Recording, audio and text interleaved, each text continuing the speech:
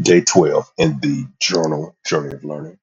We're going to configure DHCP, DNS, and NTP in the core of our network. Let's first just discuss DHCP, which is our dynamic host configuration protocol. What that means is that dynamically a host will be configured with an IP address. So whenever we want to connect, say, a phone, laptop, desktop, or other device to our network, it needs to receive an IP address. Many times we want to utilize static IP addresses, but there are times that we don't want to do that. Perhaps you have different guests coming in and out of the building and need access to Wi-Fi. Well, you don't want to have to configure IP addresses for them, nor do you want those guests doing that as well. So there are certain times where you want them to automatically receive an IP address when they join a network. And so DHCP will accomplish that. Here we have configured pools of addresses for VLAN 10, 20, and 30. And when different hosts connect to the internet, whether it's wired or wireless, they will automatically receive an IP address and be allowed to then join the network. But of course, based upon how you have your network configured and exactly what VLANs you want people to join. Of course, if you're going to have guests and not actual employees joining the network, of course, you're going to want them on a whole totally separate network that does not allow access to VLANs or resources that employees have access to.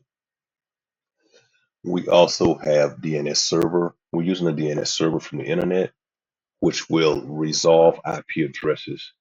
Will resolve IP addresses to host names. So whenever we type in various URLs, let's say I'm going to make up one. Let's say we're looking for greatshoes.com. It is DNS that will map that name to the actual IP address and give you access to that resource. Uh, and then we also have to designate the default gateway. How do you get off this particular subnet or network so that you could then possibly reach another subnet or network and get to the endpoint or the resource that you really want to get to, or the wherever the goal is that you're trying to reach. You need to be able to get off of, say, your street and then get onto another street, say maybe the interstate, and then take a few other streets to get to your destination.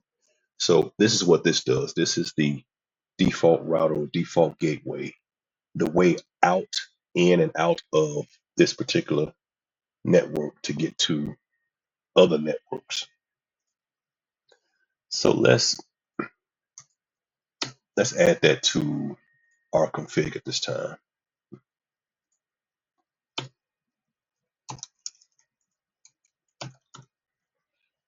And we want to go into global configuration mode. Again, we always script or pre-write our config. It allows us to easily copy and paste. And so now we have DHCP configured on the core of the network. Let's move forward with NTP. Now we're going to use an NTP server, which stands for Network Time Protocol. We don't want to have to manually configure our date and time. We want that to be automatically updated. And so we're going to allow the network to get that information from the internet. And that makes it easier on us. You can find out the IP addresses of NTP servers that will provide this information for your network. You can find that by researching it on the network. On the internet. And you can use those servers. And so we're going to add that to our configuration as well. And so now we have NTP configured. Last but not least, we're going to add some DNS servers. So here are two common DNS servers that are used all the time. And what would that DNS server do? Once again, it will resolve names to IP addresses. We've also given our particular domain of our network, we've given it a name. I've named it ATL Fusion.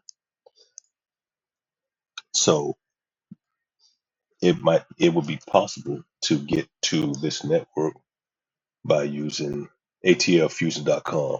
But now you won't really be able to get to it because this particular network is not on all the time. But if this was a network, a domain that you needed people to reach, then you give it a domain name, have it registered, etc. But that's a topic for a whole different discussion. So let's add that as well. So let's demonstrate what DNS is actually doing. Say for instance, I want to ping BBC. I just want to know, can I reach bbc.com? That website if I really wanted to. So we issue the ping command and then we add the URL. And what DNS should do is resolve that name to the actual address and allow us to reach our target destination. And here you see it's successful. And so that is what DNS would do. As you can see, what did it do? It says translating bbc.com domain server 8.8.8.8. And it says, comes back with an OK that, hey, we found that within the domain server or the DNS server. And so it was successfully able to resolve that. And as you can see, that IP address is a 151.101.0.81. And there was no loss. This was 100% successful. And that's what DNS does. And this will end this day in our journey of learning. Thank you for joining me.